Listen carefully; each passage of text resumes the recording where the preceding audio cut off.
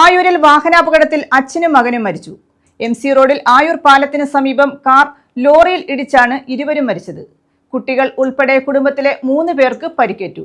ഇടിയുടെ ആഘാതത്തിൽ ലോറിയുടെ ടയർ പൊട്ടി നിയന്ത്രണം വിട്ട് കാറിന്റെ പിന്നാലെ വന്ന KSRTC ഫാസ്റ്റ് പാസഞ്ചർ ബസ്സിലും ഇടിച്ചു. കാറിലുണ്ടായിരുന്ന കോഴഞ്ചേരി കിഴക്കേ വലിയപറമ്പിൽ നൈനാൻ വർഗീസ്, മകൻ റോബിൻ നൈനാൻ എന്നിവരാണ് മരിച്ചത്. നൈനാൻ വർഗീസിന്റെ ഭാര്യ റോസി നൈനാൻ, റോബിന്റെ മക്കളായ അധീന, ആദം എന്നിവർക്കാണ് ഗുരുതരമായി പരിക്കേറ്റത്. ഇടിയുടെ ആഘാതത്തിൽ റോസി നൈനാൻ കാറിൽ നിന്ന് തെറിച്ച് റോഡിൽ വീണു. ആയൂർ പാലത്തിന് സമീപമായിരുന്നു അപകടം. തിരുവനന്തപുരം ഭാഗത്തു നിന്ന് വന്ന കാർ ആയൂർ ഭാഗത്തു നിന്ന് വന്ന ലോറിയിൽ ഇടിക്കുകയായിരുന്നു. ഇടിയുടെ ആഘാതത്തിൽ ലോറിയുടെ ടയർ പൊട്ടി നിയന്ത്രണം വിട്ട് കാറിന്റെ പിന്നാലെ വന്ന KSRTC ഫാസ്റ്റ് പാസഞ്ചർ ബസ്സിലും ഇടിച്ചു. അപകടത്തിൽ കാറിന്റെ മുൻഭാഗം നിശ്ശേഷം തകർന്നു. കാറിന്റെ പല ഭാഗങ്ങളും റോഡിന്റെ മറുഭാഗത്ത് തെറിച്ചു വീണു. കാർ ഓടിച്ചിരുന്ന റോബിൻ നൈനാൻ ശരീരമാസകലം മുറിവേറ്റ് സീറ്റിൽ കുടുങ്ങിയ അവസ്ഥയിലായിരുന്നു.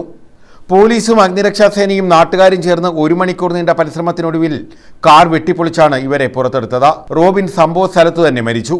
ലോറിയിലുണ്ടായിരുന്നവർക്കും ബസ്സിലുണ്ടായിരുന്നവർക്കും കാര്യമായ പരിക്കില്ല. റോസിയെ വെഞ്ഞാറമൂട് സ്വകാര്യ മെഡിക്കൽ കോളേജിലെ തീവ്രപരിചരണ വിഭാഗത്തിൽ പ്രവേശിപ്പിച്ചു.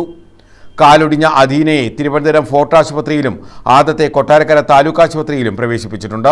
അപകടത്തെ തുടർന്ന് MC റോഡിൽ 1 മണിക്കൂറോളം ഗതാഗതം തടസ്സപ്പെട്ടു. ന്യൂസ് ബ്യൂറോ, കൊല്ലം.